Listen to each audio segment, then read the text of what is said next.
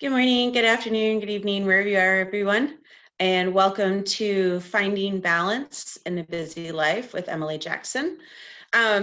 So this is the start of our special edition family series. We're super stoked to have Emily here on the show with us today.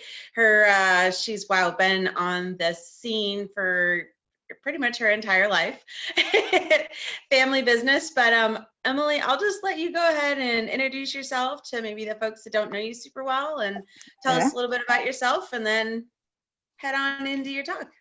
That sounds good. Well, for starters, thanks for doing this. It's super cool to see different ways to get the community connected. So kudos to you for kicking this thing off. So super grateful to be here. For those that don't know me, my name's Emily Jackson, and I am a whitewater paddler, a mother, a full-time employee, and I travel in a trailer and an RV usually for about 6 months out of the year, going kayaking and competing. I've won a couple world championships and, a lot of different events, and just been competing for a very long time at this point. And I just wanted to connect with people right now. Some of us have more time, some of us have less time, and balance is just something that comes up a lot. And I've been feeling really unbalanced right now because I am not, on the road doing my usual competing full time. So I just thought maybe I would hop on here, connect with some rad outdoor women, and just share some things that I've learned about balance and how I try to achieve it in my, my day-to-day, as well as my, just overall life goals. So I'll get right into it, I guess. The one thing when I decided to do this talk that I actually looked up, because I was kind of curious, is, what is the definition of balance? And, it's an even distribution. It means upright and steady. So when thinking about these things in our life, I actually really liked reading, the definitions of balance, because it's, it really makes you think, oh, well, how does this pertain to finding balance in your life?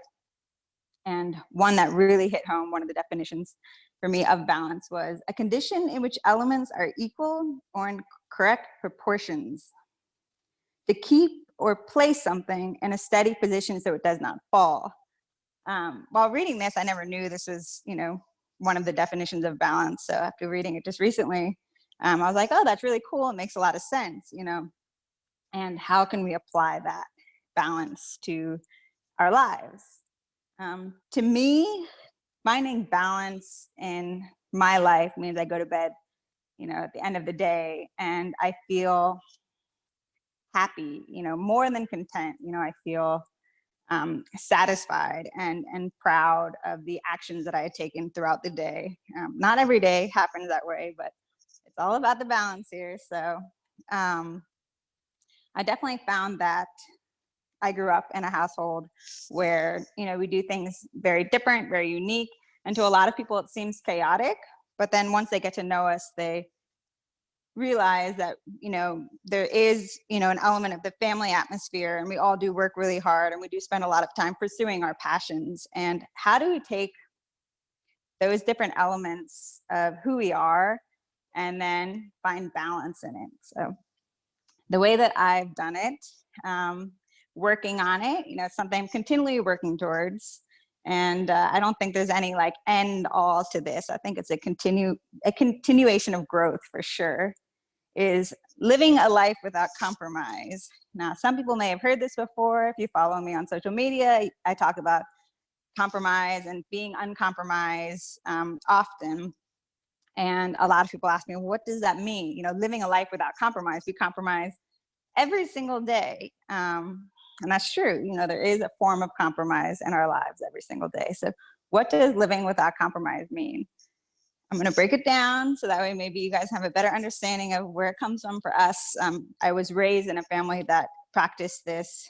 And compromise, one of the definitions of compromise is where neither party is truly satisfied.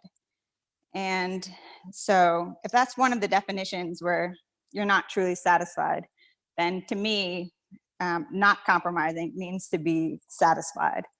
Now, how do I achieve that? And how does that, why am I using the word compromise? And the reason is we have the things that make us our values, who we are. And then we have the things that are really important to us. At the end of the day, looking back, they're the things that we want to make sure we spend a majority of our time working towards or growing with. For me, I've created a list of the things that I don't compromise on or try really hard not to. And it's 5 things.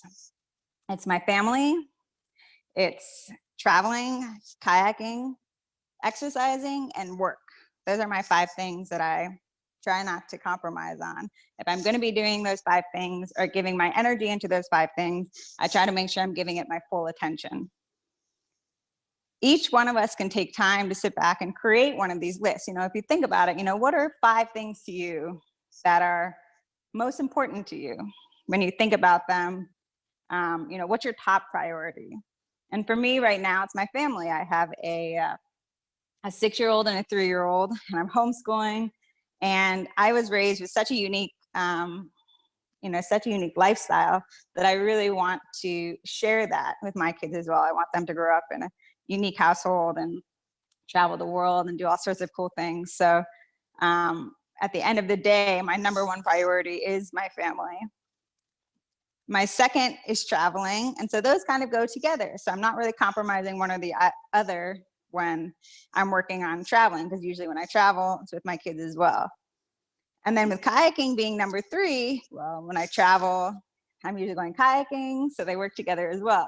So if you start looking at your list, some things don't necessarily go well together, like my work and my family are 2 things that I don't necessarily do together. While I'm very lucky that I do get to work from home, and therefore I do have more family time, your lists won't necessarily all blend together, but it's just 5 things that you would consider top priorities for you. So I would highly recommend, if you're trying to find balance in your life, the first step is to just figure out what is most important to you, because if you're not actually working towards those things, it'll be very hard for you to find that balance. After you've created your lists and really thought about it, it could change. You might create it right now in a certain mood or a certain, just jotting it out. Or as you continue to get older, it might change as well.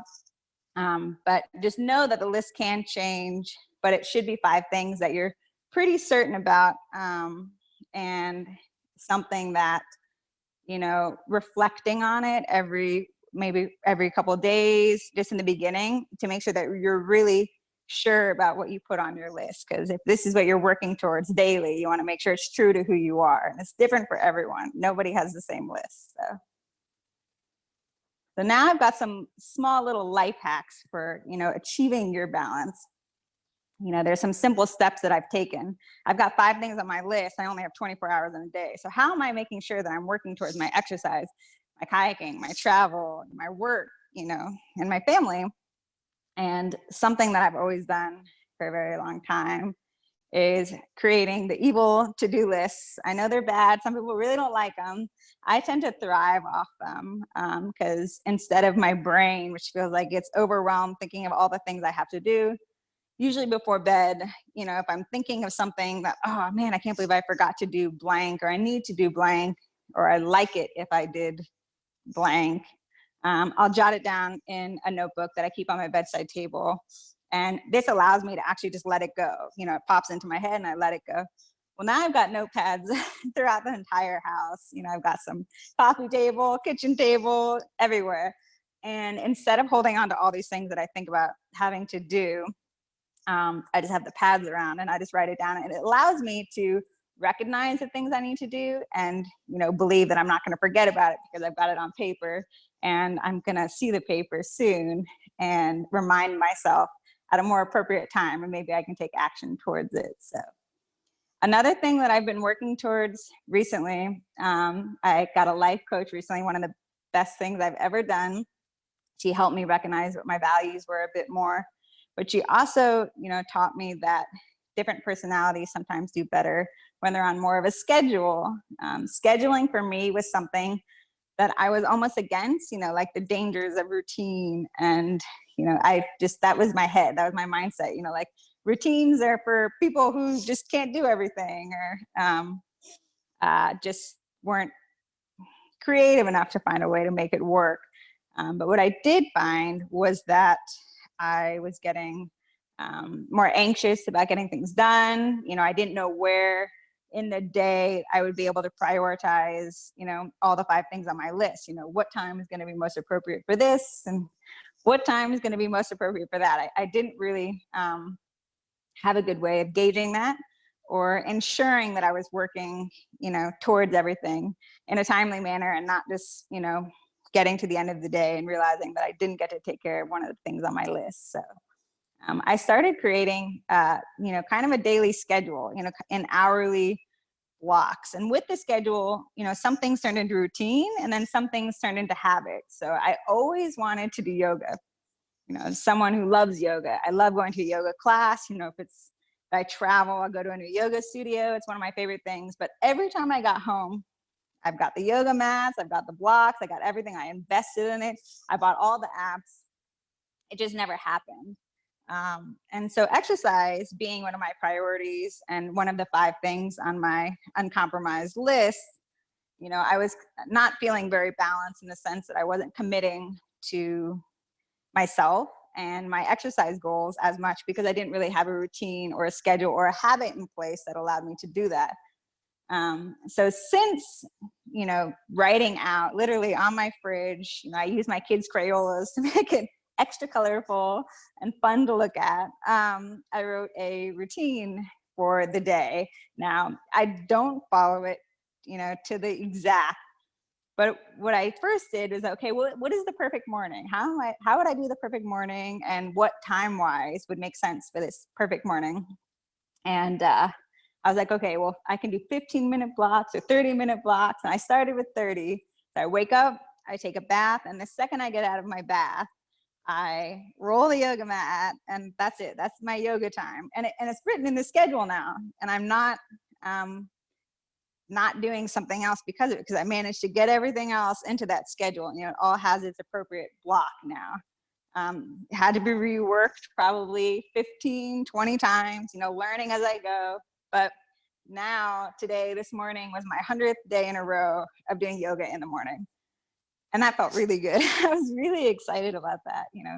I was like, hey, I'm being the person that I want to be. I'm doing yoga every morning. And now my motivation level is higher. I'm proud of myself, and, I'm excited. And I'm feeling way more balanced in the sense of, achieving, goals that I've had since, I can't even tell you how long I've told myself that I was going to be the kind of person that does yoga in the morning for years. But now it's here, and the time is here. And I do contribute that, growth and being able to prioritize that and finding more balance with that, to scheduling and making a routine of it. Because now the routine is habit, and it's not a habit that I want to break, because I'm really grateful that I can do it, and I feel happier and more balanced because of it. So definitely, create those to-do lists, and then with the to-do lists, and then you have your scheduling, and those 2 things with your 5 things that are really important are, I think, something that can really help you, or at least something that's worth trying, just to see if it can help you overcome any humps into finding that balance. So the other thing I'm really good at, which is kind of silly, but setting myself up for success by making my goals and the steps to reach my goals really small. I swear by baby steps. Everything that I feel like I've learned, and every time I get remotivated and re-energized into finding balance in these things, is usually by setting myself up for success by making the steps attainable daily. At first, I think I did, when I first started yoga, I was like, I can do 10 minutes, in my first routine that I wrote on the fridge, originally it just had 10 minutes of yoga in the morning. And then before I knew it, that got really easy, just continually got easier. And I continued to bump it up. Now I'm at 30 minutes in the morning, and I've reworked my schedule, so I'm not really pulling time from any other priorities. So definitely, make sure you're setting yourself up for success with these goals and these habits that you're trying to create. The next thing I wanted to talk about is setting goals. We talked about baby steps for achieving these goals, But if you want to find balance and be motivated towards working towards the things that are most important to you, mine was family and travel and kayaking and exercising and work. It's really important that with those things that you do have some goal, something that you are working towards with each of those. So with my family, I have a list of general goals. I want, how do I want my kids to see me, and how do I want to act in front of my kids, and what's really important to me when it comes to family. And so one thing is, time outside, that's really important to me. So, I've gotten that, the idea of what family means to me and how I want to work on and pursue that priority. It's different for everyone, and it's why it's really important for you to take a step back and really think about it. Well, these are my goals, but what do I want to get out of these goals? Understanding that will really help you find balance in that, because it has to be your goals and it can't be motivated from something else. It has to really come from you in order to find that balance, which to me is ultimately going to bed at night happy, satisfied, working towards the things that are most important. Some things that can help you set your goals is to, you can think really big picture and then rein it in and then write out those baby steps. You can think about something that's always really motivated you or inspired you, and think about, what is it that inspires me about blank, and then taking that and be like, well, I can't believe, the training that went into this woman doing this ultra marathon. I think that's the coolest thing ever. I am so inspired by that. So with my exercising goals, in the last year, I thought it was super cool, how rare it is for people to, run these long distances. Like when you look at per population, how many people do ultra marathons, it's not that high. And I was like, those people are just, like, they're toughing it out. They're so inspiring. What is it about them that inspires me?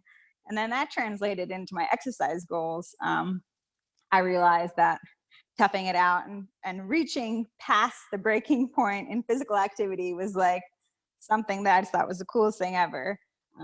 And I set baby steps and I started running further. And then in March, I got to complete my first ultra marathon, which was huge for me. And thanks to my scheduling and my habits and everything, nothing I suffered and no time was taken away from my other things on my priority list.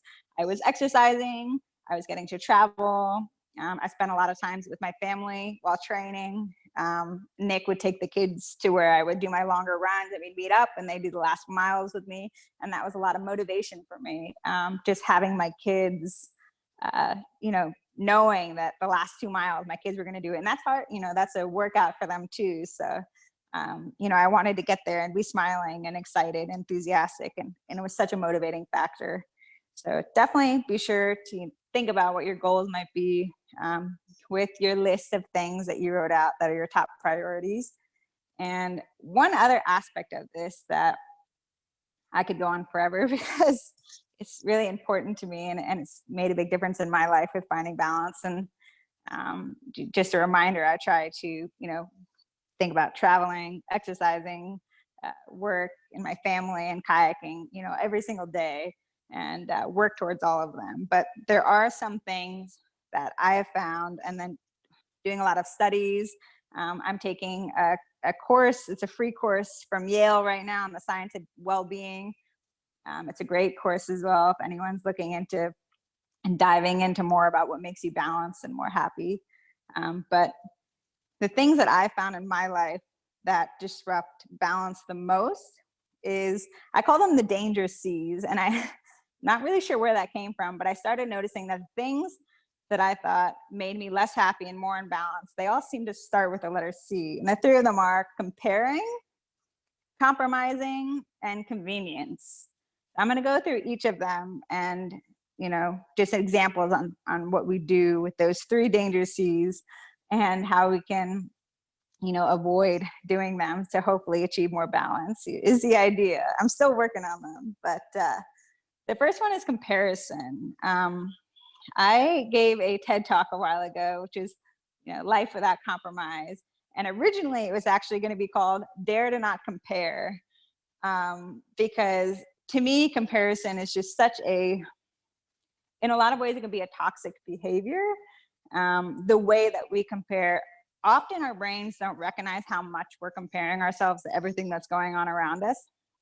And sometimes we catch ourselves doing it too. But the amount of things that we can compare coming at us daily, the amount of people that we see, whether it's on social media, whether it's, sitting here hanging out, talking with me right now, but there are so many different people and so many different places and so many different aspects of life that we can be comparing our own to right now. And it's not generally healthy, and it doesn't make us happier. It's actually shown the more TV, the more social media, and the more big group, we're getting a lot of information at once, the more time we spend on it, the depression rates for the amount of time spent on a lot of these channels due to social comparisons is actually really high. So the studies are out there showing that whether we mean to be or not, we spend a lot of time comparing ourselves, and that can lead to a lot of unbalance, mainly because I get on social media and I follow all these CrossFit chicks, and I spend the whole time going, holy cow, do they even look like that? Or how did she lift that? She's tiny and she still lifted that. I don't get it. And then I carry that with me into the gym, not knowing this woman's story, not knowing anything about her really, just that I saw this Instagram post, and now I'm like competitive with this random chick that I saw on social media. And we do it all the time. You have a friend who takes a picture of their food, and then you're like thinking about the food you're eating, comparing it to this random photo, again, not knowing the story of what went into it or how much time, or that she burnt the first one and then that was the second attempt, or maybe even the third. So a lot of times we're not actually seeing what's really behind a lot of people generally, and then social media makes it even worse. So some ways that you can avoid comparisons, and some ways that you can work on comparison, because it is something you have to start recognizing. Your brain's doing it by itself. You're not even acknowledging it. It's just there. And some ways to avoid that and train yourself is to take a step back and look at these scenarios and say, well, why is this photo triggering me? Or why am I comparing myself to this?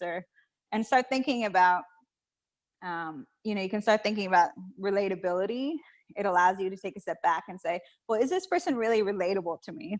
Often the people that I'm comparing myself with on social media, we're not very relatable, and therefore the comparisons aren't motivating, and they're not making me a better person or a more balanced person.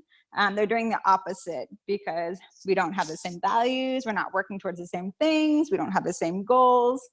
So if you are going to be comparing yourself to anyone, try to set it up as realistic and as close to you as possible, in the sense that generally a really close friend, someone you can bounce something off of, not necessarily to compare them with, but to sometimes keep yourself in check with some of your goals, is a healthy way to have some form of comparison in your life.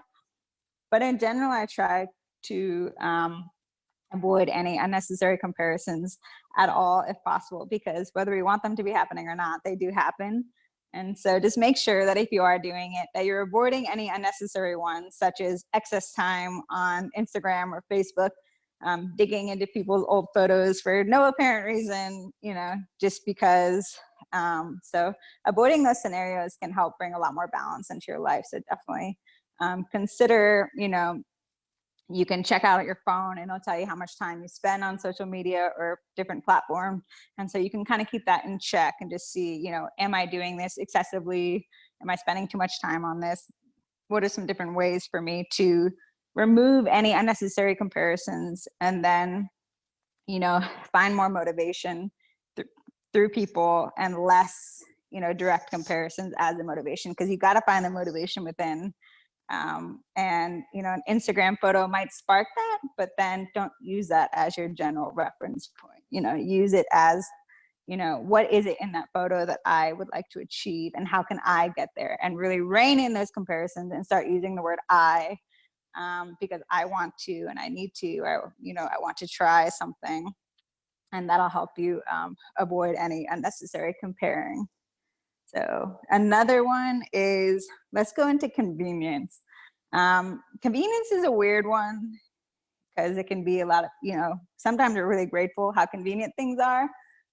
But finding balance in your life, I find when we take the convenient road as often as we possibly can, it can lead to the amount of happiness we get out of the final action or whatever we just completed doesn't carry us as long as when we do things that are totally inconvenient.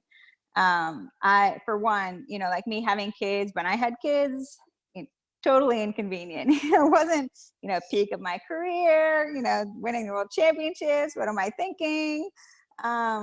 But looking back now, it's little things like that that make me way more proud of the obstacles that I've overcome and the new motivation factor, for my kayaking is so much higher than it's ever been.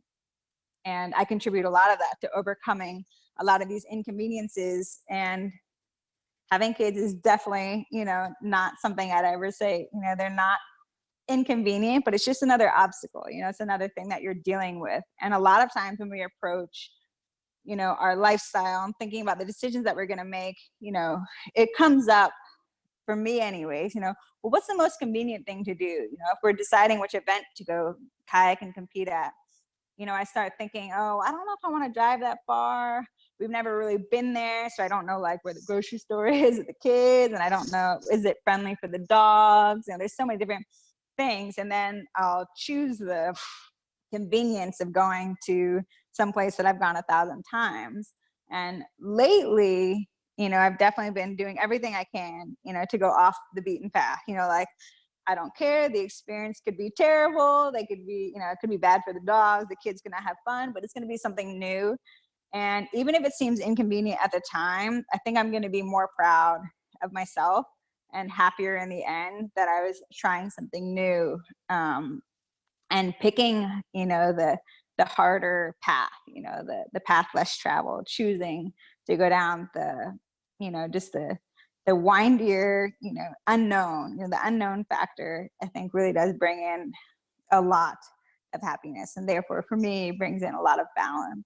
So definitely think about that when you're making your decisions, more convenient to just grab takeout, more convenient to, not put yourself out there for a new job, more convenient there's so many different things that you can avoid when you're looking for convenience. And I think a lot of times while we think that we may want to go do that for the sake of our own sanity and happiness, and because it seems easier for us, more attainable, in the end, I don't think it brings as much balance or joy into our life if we, continually choose that convenience over the wild, crazy, inconvenient things you might do, like try to be a pro kayaker or run an ultra marathon or try a new river.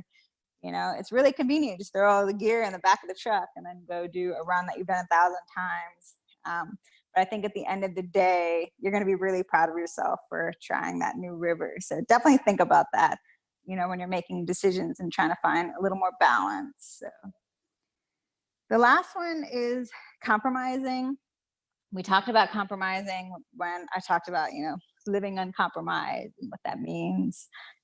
One thing that I want to touch on with compromising is that, yes, we compromise in a lot of different ways, but to live without compromise means that we are happy and satisfied. So therefore, the daily things that we sometimes have to do, like take out the trash or pay our taxes, or these things that we don't want to do, they don't feel like burdens, and our cup or bucket is so much more full and has so much more to give that we don't feel like we're compromising ourselves when we take care of the things that we have to take care of, because we have so much more to give from being balanced and not compromising on the things that are most important to you. So by having these things like my priority list and knowing that I'm going to stick through those things, it allows me to feel like I have so much more to give, and energy and enthusiasm, and understanding or those other things that would otherwise be considered things that are, that I'm compromising on. I can't go exercise right now because I have a tax appointment, for example. So with compromising, just make sure that once you do create your list, which I hope all of you just take a moment to do, because it'll take 5 seconds and it might surprise you, it might not. Maybe some of you already have them, but definitely look at them and then see if there's ways to make sure that you're working towards those, so that way you don't feel like you're compromising on yourself. So that's really the biggest thing. Living without compromise is just making sure that you're prioritizing the things that make you a better person and happier at the end of the day.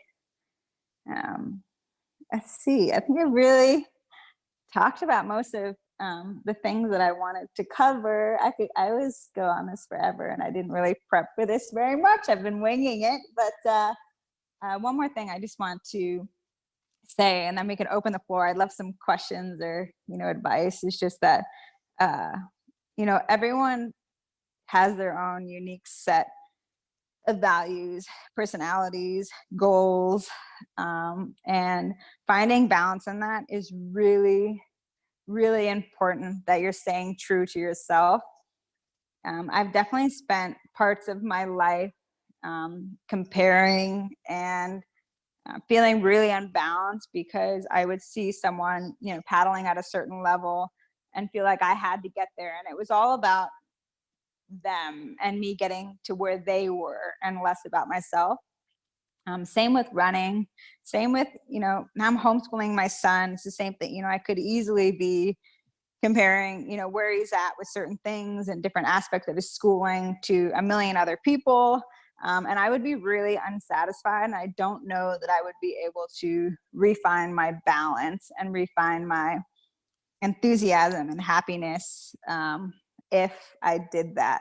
So I just want to make sure everyone knows that while this is just some things that I like to live by and try to find balance in my day, my 5 things that I work towards every single day, even if it's 15 minutes, or even if one of them gets prioritized more so in a day, like when I'm competing at an event, I'm going to be, my kids know that I'm competing at an event. I'm probably not going to take them biking that day, but at the same time, it's just about finding the balance between everything. And they understand that because they have their time continually and constantly, because, I have a list in front of me and I'm very aware.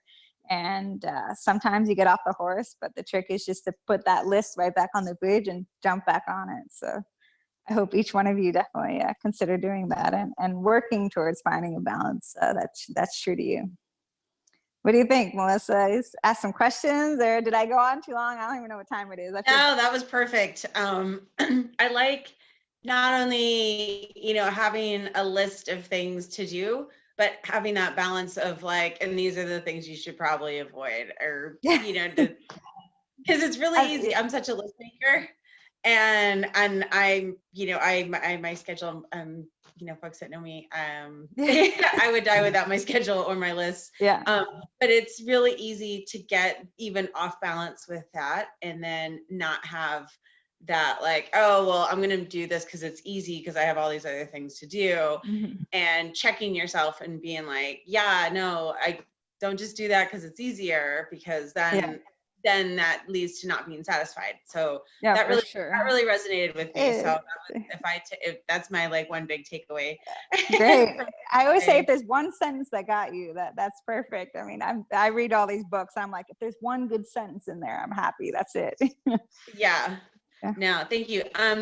So everyone, we're going to open it up to Q&A, and the easiest way. So a lot of people that are here have been sort of regulars at these webinars. So welcome back. Thank you. That's awesome. And for those of you that haven't, what we do is you can go ahead and throw something into the chat. Just be like, I have a question, or you can paraphrase your question, and then I'll just go through and I'll unmute you. So everyone's on mute right now, just to keep the chatter down.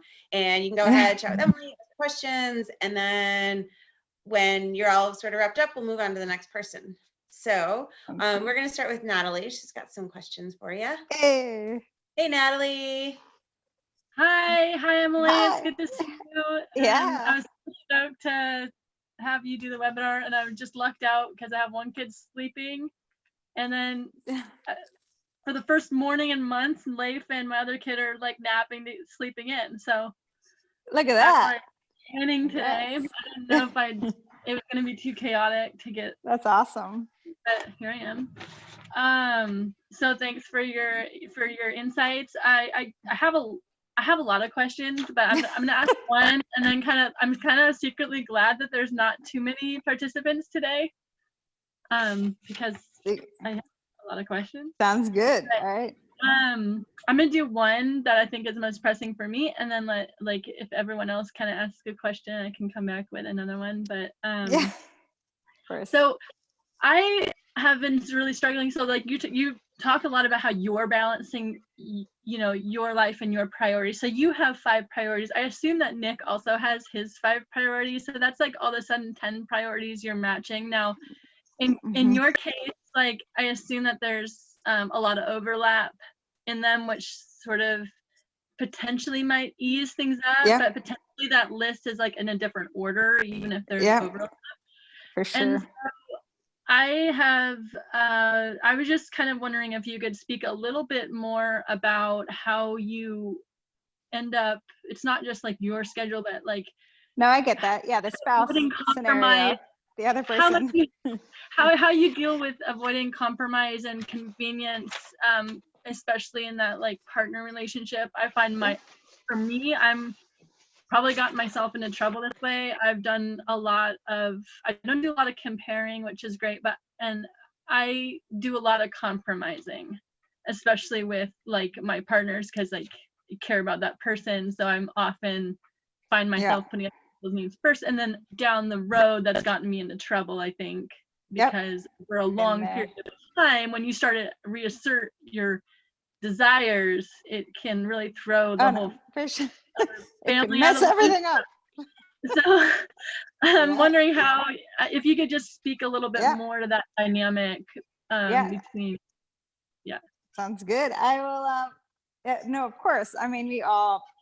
Luckily for you, you would hope that your spouse or your significant other would be on, or your partner, whoever is on your list. Nick is a priority. I bundled them in there with family. Nick and the kids, but Nick and I do not have the same list. There are certain aspects of it that are the same. We both really care about family, travel, and kayaking. Work isn't really on there for Nick. He has different, financial goals. I don't, we're not on the same page at all. So. I have a really hard time with that, because I'm like, well, what are you doing? You're on the computer for so long. How could you do that? But I'm the same way. I'm a people pleaser, and I really don't like disappointing people. Particularly Nick, I had a really hard time. If he asks me to do something, like, can I go do this? Can I go to Mexico for 2 weeks, 3 weeks? Can I just go do this? I was like, of course, honey, I love you. And then later that leads to resentment. If you're not open and honest with people about, if you're doing this, you think I could be doing this, finding a balance in a way that you feel like your cup's getting refull as well, is really important, because it also can lead to resentment later on in the line, because you've given so much to this other person. Naturally, you're not even aware that you're doing it, but then eventually, 6 months later, you realize, I haven't been on a plane by myself in 3 years, or Nick slept away from the kids in 1 year, it was 4 months, and I had slept away from the kids for 1 day. And without even recognizing that ever happened, at the end, I was like, why am I mad at Nick for wanting to go on a trip? He's always gone on trips. How am I upset all of a sudden? And it cracked, where I was actually angry and I wasn't being kind or understanding, and it shocked the hell out of him, like, where is this coming from? This is not you. So there are 2 things that we've done to help work on that and fix that. The big one for me has honestly been the routine and scheduling. I told Nick, what are the most important things for you to do in a day? So you can be like, I did the things that are most important to me, today. And he wrote them out, and then I wrote mine, and then we looked at them together. They were very different. There wasn't a lot of overlap. There wasn't, he wanted to play with the kids outside. I wanted to do school with the kids. There were things that were all very different. So we started thinking about it, well, while you're playing with the kids outside, maybe that's a really good time for me to go for my run. or while I'm doing school with the kids, that's a really good time for you to work on your financial goals on the computer and just go away with the computer and just get all of that done. And we've reworked the schedule like 1,000 times, but now we're finally starting getting the groove of understanding. I know what's most important to him and he knows what's important to me. And by having that and understanding that between each other, there are some days, you know, where it goes out the window, you know, things happen. But I know on a day-to-day basis in our general routine that I have it written out. So I have the time to do the things that are most important to me, and he has the time to do the things that are most important to him. You know, it's literally on my refrigerator right over here with my Crayolas. I wasn't kidding. But it's right here, and it's, some of them are by half hour, some of them are by 15 minutes, and the times get changed around, but I'm like, well, I need my half hour to do CrossFit today. So what time is best for you? And then he'll say, oh, you know, that'd be great while I'm working on the tree fort with the kids. And say, perfect. Okay. Then we plan on that in the day. So I think for the not compromising yourself, the biggest part is you don't feel like the time that you give to your significant other doesn't really feel like compromise if you're focusing on other things, and if you find ways to schedule it so that way you're working on the things that you want to be doing, knowing that they're doing things that they want to be doing. Like I said, we had a tornado the other day and a tree fell on the trailer and it was mass chaos and everything goes out the window. So life sometimes does do that. But even on those days, you know, when the tree fell and Nick spent 16 hours with a chainsaw, he was like, oh, you haven't done your CrossFit yet today. You know, it becomes habit and understanding of each other, you know, and how important it is. He's like, do you still want to go to your CrossFit? And I was like, yes, I do. Thank you. I can't believe you even asked me. And it took us years to get there. And I wish I had some more of the tools that I had now, because I was definitely getting resentful, which is definitely, you know, a dangerous place to get into a relationship. And part of it could just be that my kids are getting a little older as well, and that definitely helps, because they're less mom dependent. And kudos to all the moms out there with the little babies right now. I was thinking about that the other day, you know, how much I missed that stage, but totally understand that scenario too, of having troubles not compromising yourself, for sure. So I don't know if that answered the question a little bit, but you know, routine and scheduling. Yeah. Yeah, it helps. I realized that I was a lot like you, where I can wing things really well and make do, and a really adaptable person, and that's gotten me in a lot of trouble as being a mom and all of a sudden having to, because same boat. So I'm starting to learn how to schedule, but it's you know, a challenging road for me. Yeah, no, you can do it. Just I mean, I know you can do it. You can do just about anything. You're pretty awesome. So I would just start by having you and Leaf literally sit down together at a table and be like, hey, what's the perfect day for you? What does it look like? Put it on paper. And then you write, hey, what's the perfect day for me? And put it on paper. And it's like, actually, if you look at it, they're usually not that big a list, and it's pretty attainable, and it's way more simple than you think. And it's like, well, could we move this to 3 times a week or 4 times? You know, what's this? I want to make sure this happens for you because I want you to be happy too. So let's make this happen. Yeah, like I said, thanks. Yeah. Any more questions before we go back to Natalie? Yeah, we'll jump to Chelsea and then we'll come back to you, Natalie.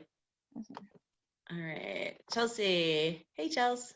Hey, I'm gonna start my video. Yeah, I had a question kind of about how to not let kayaking fall off my list. I've personally made a scary observation this spring, and that I feel incredibly balanced and not stressed out. And I think it's because I'm not kayaking. And all the things on my list collide in the spring. I feel like dropping that has just made my life a lot easier. But that scares me because I love kayaking. And I'm thinking about, you know, this is because A, I'm pregnant, and B, the shelter in place orders sort of stuff. Yeah. So it scares me in the future that this might be the thing that I compromise, and kind of, I'm just wondering how other people have kind of kept it alive on their list, and Yeah. One idea I have is to make people accountable, like make me accountable. I know I'm gonna need like outside influence, people to be like, hey, you're coming with us. Yeah. You know, just not me motivating myself in the future, but I was just wondering other ideas. Yeah, no, for sure. I mean, and it's such a crazy time that we're in right now. I've never not gone on the road since I was 8 years old. So this is like the weirdest thing ever for me. And then I also know so many different people that talked about, just going through the pregnancy thing as well, so many different shifts, hormone, mentally, everything. It's super awesome that you feel balanced right now. I get the fear of something, worrying that something's slipping away, or why am I not, prioritizing it, or, I really want to be doing it, but I'm not waking up and thinking about it right away. One thing when something's been slipping away for me that I've tried to do is, what is it about kayaking that you absolutely love? Like when you think about kayaking, is it the being on the water? Is it the community? Is it the travel? Is it the, there are different aspects to kayaking. Kayaking is almost, to me, it's broad, it's family. There's so many aspects to paddle sports. So what is it for you, Chelsea, that you love about kayaking? Yeah, I think that's something I'm going to have to redefine, because a lot of times these sports I'm attracted to, like, traveling, new places, the challenge.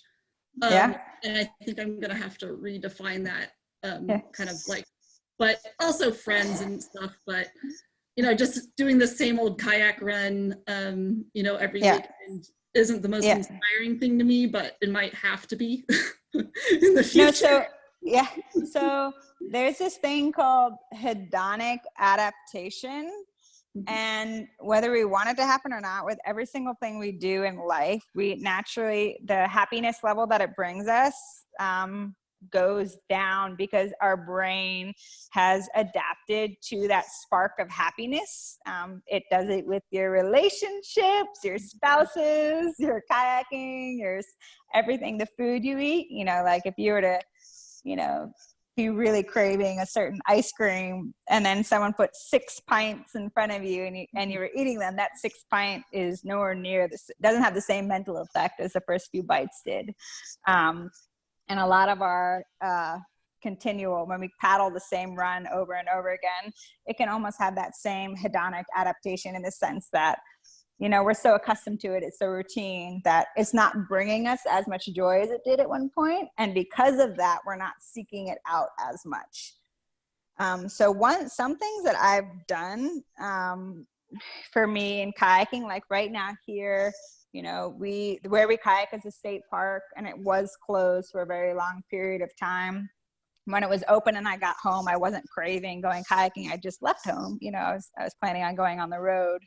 But then it was closed for 2 weeks, and I was like, you know what? I'm just gonna commit to the not going kayaking, which to me is crazy. I love kayaking; it's on my list, but I was feeling overwhelmed, and I was so busy with the other things on my list. I was so busy with my kid and so busy with work and exercise. I have all these crazy goals that I've been working towards. That when all of a sudden one day I woke up and I was like, I really want to go kayaking right now. Like the 2 weeks had passed. I was like, I need to go. It's open. This is awesome. So understanding that there might be times where, it might disappear for just a little bit. When the time comes that you think, I really want to do this right now, I think part of it is jumping on that. Because then it re-sparks. You will be super grateful that you did it. We'll be really excited, and it will be as good as you remember, which is really important. And set yourself up for success for that. A lot of people, what they do is they think, oh, when I stopped kayaking 2 months ago, I was doing class 4 and now I'm going to step up on this harder run. Set yourself up to have a really pleasant, great experience. I think that's part of the keys here.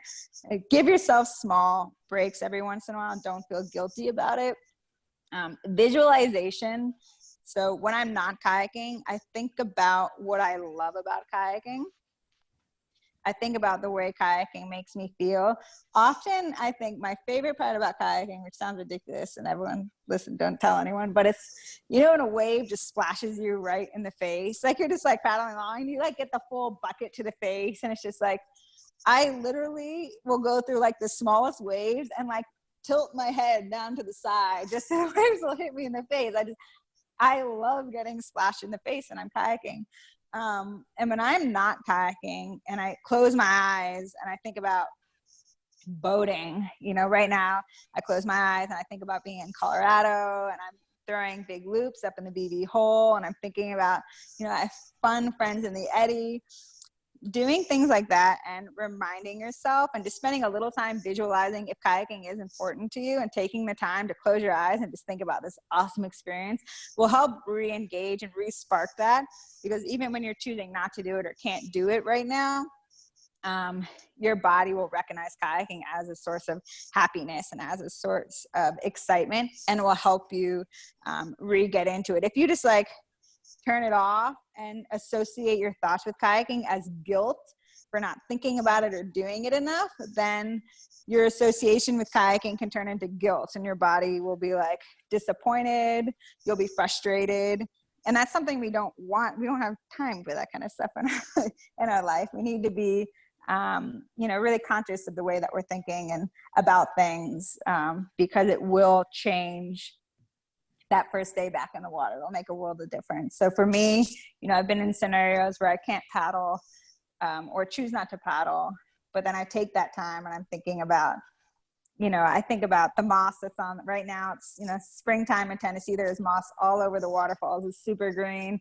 And I think, I really can't wait to see that again. Last time I went, I saw river otters, or the day before that, a heron flew right beside my head.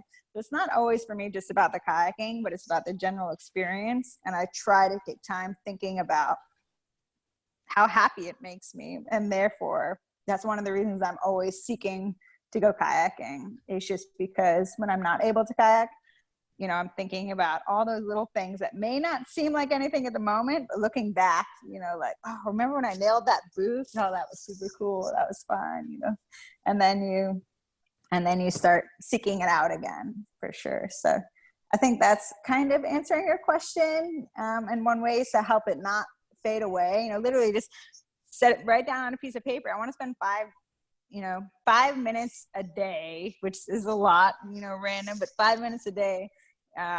You can even say it's, meditating. And during that time, you're going to be thinking about some really positive experiences on the water. You're picturing your run that you've done 100 times, and what that feels like, or what it looks like, and it can, it can bring you joy in that moment. And it can also make you look forward to the next time you do it as well. Thanks, Emily. Yeah, that's great stuff to hear. Super useful. Good. Glad I could try to help. It's just me. I mean, different people have different techniques for sure. So this is how I do it. But yeah. Any other questions, Natalie? Natalie? Here we go. Back to you, Natalie. Yeah, I just had a question for you on, I don't know if you have any thoughts on, like, if you're talking with a life coach versus a counselor, and like what, if you've done both, or if like one is what you get out of one versus the other, what's the advantages, what you think on that? Yeah. Well, it depends. Like, to me, there's a lot of different types of counselors. So I'm wondering if it's counseling on something specific. A life coach is just really broad. So I think for me, trying to find balance in my life, I've kind of seeked help in more of a broad perspective, because I was trying to tie all the pieces together versus get better at something very specific or feel better specifically, more like goal setting and understanding who I am a bit more versus understanding my problems, if that makes sense. To me, that's kind of a bit different. So the life coach that I'm seeing, we did personality tests, value tests, strengths and weaknesses, a bunch of different things that helped me better understand. I went through one of the craziest falls I ever had, between my dad leaving Jackson Kayak, I wasn't happy, but everything was going really well. Otherwise, there's a lot of different things going on that I didn't understand why I was anxious, and so the life coach really helped me. She's like, we can go into your problems, but instead of focusing on what your problems are, let's focus on what you need and who you are and what we can do in order for you to achieve that better. You know, how can we set up your day for success? Instead of focusing on fixing these problems, we're going to focus on doing what you need to do, and then the problems should be resolving themselves. So if you would like contact information for my life coach, she's pretty darn awesome. I was recommended her from another kayaker who uses her as well. It's an investment, but it's something that I do not regret doing at all, because I do feel like I have a better understanding on, you know, my balance is just so much different than my father's balance, for example.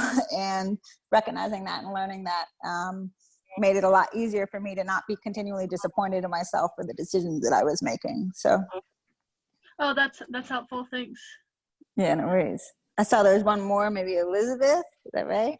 Yeah, we'll get you there. All right, Elizabeth. Great. Thanks, Emily. This has been really awesome. I have a question. My husband and I both paddle, and we love paddling together. And we've just had our son.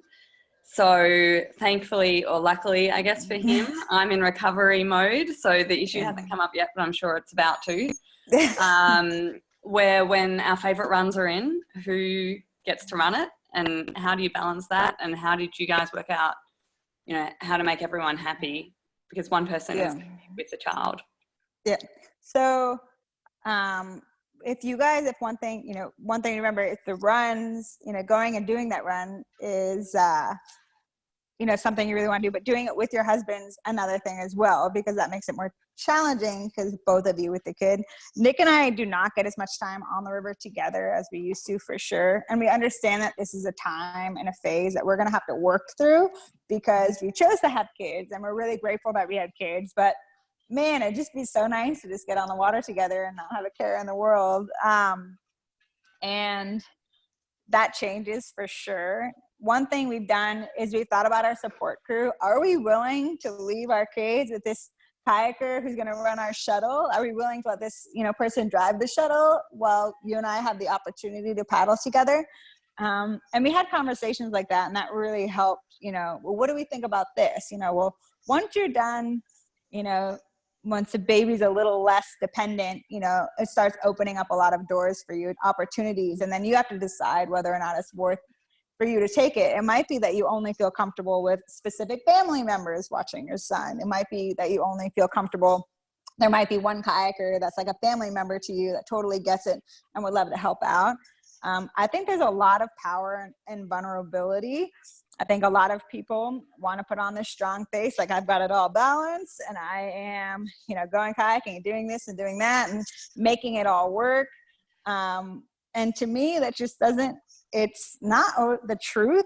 And I don't think it's healthy for a lot of people to constantly be exposed to that versus being exposed to the fact that there are times where it's really hard and I just need help. I think being open to asking for help, especially when you have small kids, is really important. I had a lot of people ask me, you're leaving your kid with the, you know, and I was like, yeah, she's 13 and she's awesome. Like, I really trust her, and she's, and people, you know, judge you left and right, especially when you have kids, on what you do with your kids and who you leave your kids with. But you just have to trust yourself. And if kayaking with your significant other is something that you really want to be doing, then start thinking of different ways to make that happen and whether it's worth it to you. You know, maybe there is someone, maybe someone has a kid, maybe someone would run a shuttle.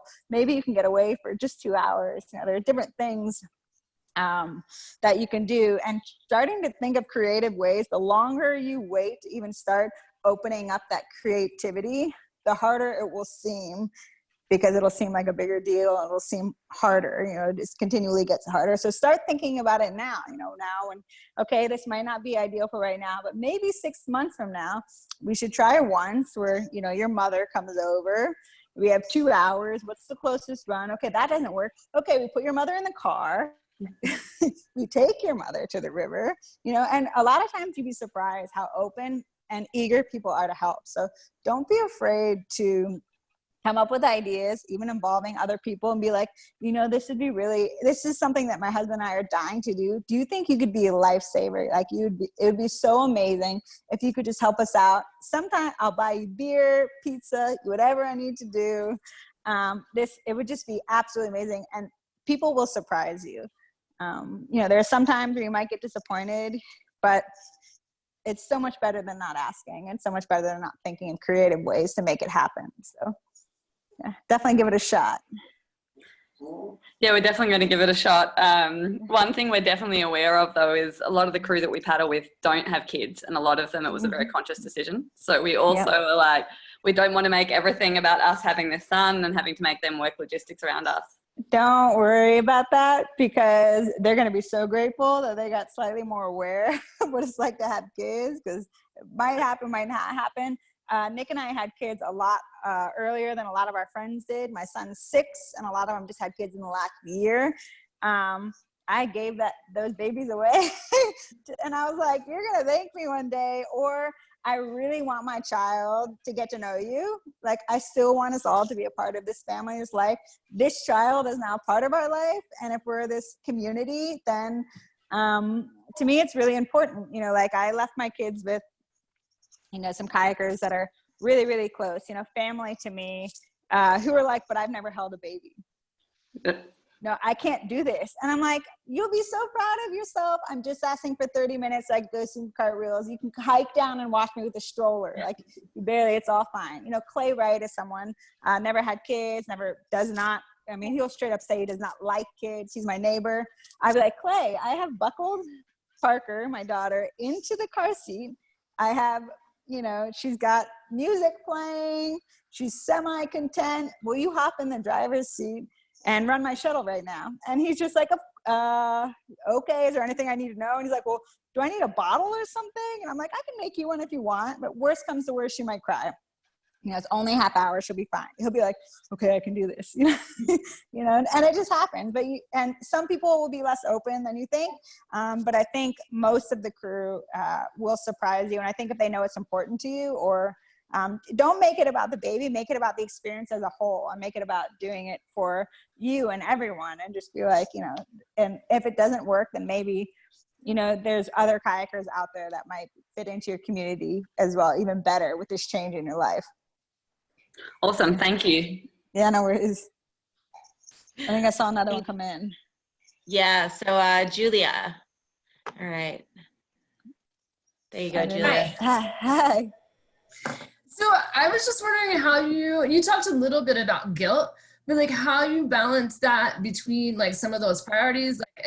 So for me, it's like so many hours of work and all of these other things and wanting to paddle, and then feeling guilty if I'm not doing one because I also have to do the other, or just even with other people's expectations of you too. Yes. Other people's expectations are the worst. They're so bad. So guilt a lot of times gets brought on when you're focusing on what other people's expectations of you are. More so, there are times that you just feel guilty yourself, and generally that's a good sign that there is something that's quite imbalanced, for sure. Otherwise, you wouldn't be experiencing that guilt. For me, after recreating my routine, what I wanted my habits to be in my priority list, I recognize, well, this doesn't really work if I don't do that, like rearranging everything in a way that made it feel like it was in fact balanced. If I feel guilt because I haven't gone kayaking, and I'm like, oh my God, I haven't gone kayaking, I need to go kayaking or whatever, then I'm recognizing like, I haven't been prioritizing kayaking. I need to prioritize kayaking. I love kayaking. What am I doing? And I'm like, okay, well, tomorrow I'll go paddle in the flat water for 15 minutes. I have 15 minutes. I can make that happen. We're going to make this work.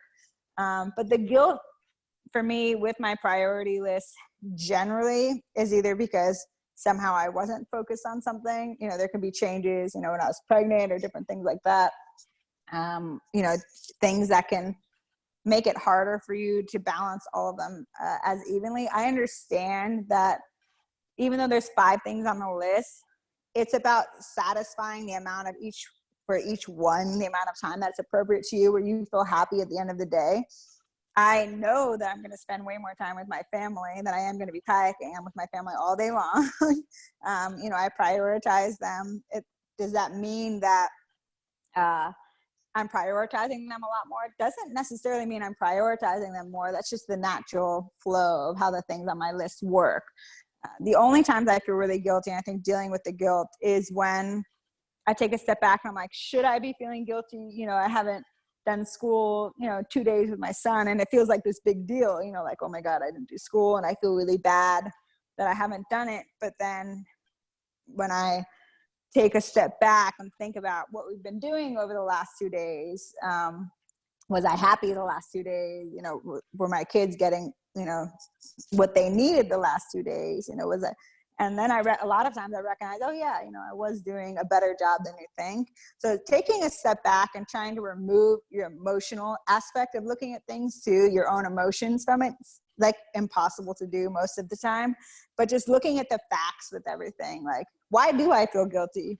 Do I feel guilty because of this? And did I actually do something wrong? Am I actually not prioritizing this? Am I like trying to make it as factual as possible? Often, you know, the guilt will just be brought from outward, you know. A lot of times it is brought in, you know, from other people, and avoiding that, you know, if you can, you shouldn't feel it if you feel like you're doing a good job balancing yourself.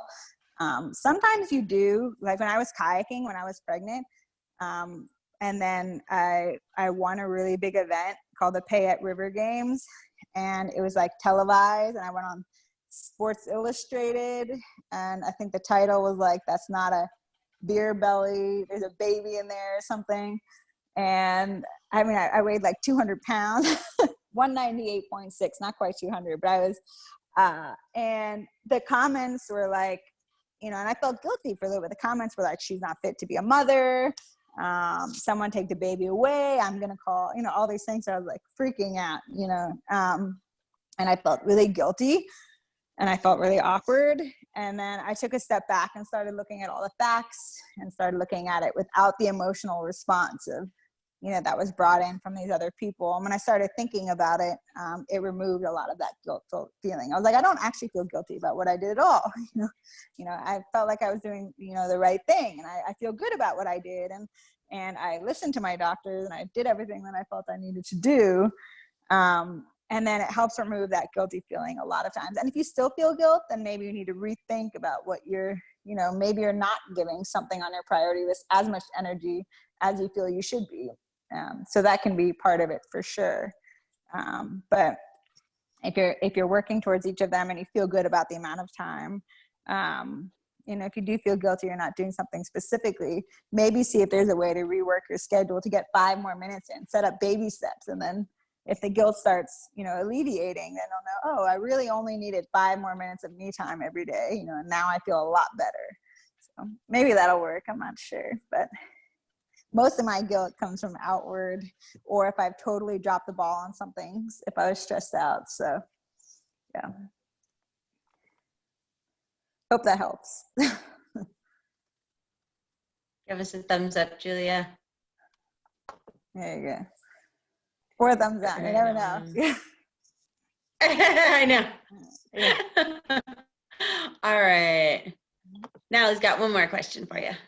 Sounds good. Yeah, I just had a question about balance. You talk about full-time career, but I'm kind of wondering what that looks like for you. You see life there in the background. Yeah, I know. What that looks like for you, as far as or incorporating that into a daily schedule. I know right now I have like a 4-month-old, and then in 3, you know, how that is. So it's like I've sort of dropped a little bit of some of my work or my career right now. I'm sort of pseudo maintenance mode with it, like just. But yeah, just wondering what that looks like for you and how you're able to incorporate it with childcare and Nick. Yep. And yeah. How do I? So for me, I work for a couple different brands. I work for Kokatat as well as Jackson Kayak, and then Jackson Kayak's a majority of my work. My father left this fall, and so I took on a lot of other roles and responsibilities. So it's kind of been changing a little bit, but In the past few years, I work in the marketing team. I had a lot of opportunity to work in other departments, but to me, it seemed like the most flexible. So when I looked at my priority list, work was the last one, but it's something that we end up spending most of our time doing. So just because it's the last thing on my list doesn't, like I said before, it's not a time thing. For me, I learned that once I had the kids, there are certain times in the day, like with the routine that I've created. I used to have it where there was no time that I wasn't uninterrupted, which doesn't really work. I sit at the kitchen table to work. I work off my phone and my computer, probably about 6 hours a day, like where I'm like really working. And then I'm answering emails and texts and calls throughout the whole rest of the day, weekends as well. And during that time frame with work for me, I've learned that right after my bath and yoga in the morning, I'm the most calm and relaxed. It's the easiest time for me to sit down and get 1 hour of work done where it's uninterrupted. And that 1 hour tends to be a lot more productive than the 2 hours that I will do later. So I've been rescheduling and reworking my workflow to try to get more times that are potentially uninterrupted so I can be more productive, because it's not just the amount of time always that you put into work, especially when you work from home. It's about making sure you're getting the job done. And with that, I've found it's actually been a little less time, but a lot more like very specific and goal setting with my work. Like, okay, these are 3 things that I would really like to get done by the end of the day. And then I do those first. I don't let emails, I rearrange emails so they're by from. I don't want to see the new ones that keep coming in and pinging me, because if I do that, then I'm forgetting, I'm going to be stuck there all day. I get hundreds of emails and I'm not going to get to do the things that I said that I needed to get done. So I generally, rework my email so it's done by from, so I'm not seeing the new ones popping up. And then I really focus on prioritizing 1 or 2 periods of the day. So that way I can be, hopefully uninterrupted. It doesn't happen every single day. And particularly in the morning, it's my guaranteed uninterrupted time when the kids are still sleeping. But that took some time until they got just a little older. And I encourage them to sleep in now because I'm like getting more done in the morning. I get to yoga longer and I get more work done. So I just moved my bedtime back. Yeah. Moved bedtime back. Nice work. Yeah, that's awesome. For some reason. Yeah. That might help. Yeah. Awesome. Perfect. Well, if we don't have any more questions today, I think we'll probably start wrapping this up. Emily, do you have any parting words for our folks? I just want to say thank you for joining in, and like I said, to each his own with all of this, but I really hope that that everyone just reminds themselves of how powerful they are, and be creative and think outside the box for getting the things done. We're all really lucky that we're tied into this wonderful world of paddle sports, and with that, gives us the opportunity to really experience things a little deeper. I think kayaking really gives that to us, in the sense it's an art, it's a form of meditation where we're solely focused on it when we're out on the water. It's a distraction from life and everything. So, it's something that I look forward to every single day. And I hope each one of you finds enough balance so you get to do even more of it. So yeah, keep on paddling. Awesome. Yes. Thank you so much, Emily. Thanks for being here and taking time out of your busy schedule and finding a way to balance us in.